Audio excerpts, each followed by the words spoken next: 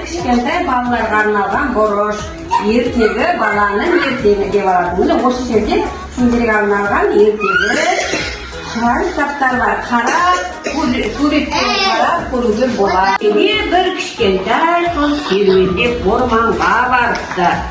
Орманда адасып кетіп, үйге баратын жолды іздеп таба алмайды. Сөйтіп жүргенде орман ішіндегі бір үйшікке тап болады. Үйшіктің есігі ашық тұр екен. Қыз үйге кіріп қарап еді, ешкім жоқ екен. Бұл үйшікте 3 аю тұратын. Олардың ең үлкені зор денелі сабалақ жүзді аю әкесі.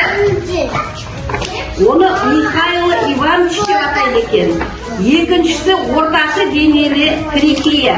Оны Настасья Петровна деп атайды екен. Үшіншісі кішкентай қонжық. Оны Мишутка дейді екен. Нағылдай, не зат түсіндіңдер?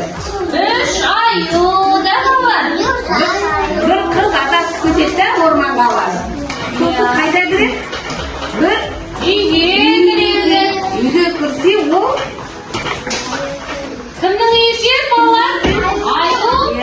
Аюдың үйі. Рахмет сізге. Али, өскенде кім болғың келеді? Полиция болған кеп тұрмаған оңай. Сен өскенде кім болғың келеді? Әкеле қошкені. Отанасы. Өскенде кім болғың келеді? Мен өскенде дәрігер болған келеді. Саған дәрігер болған ұнай ма? Иә.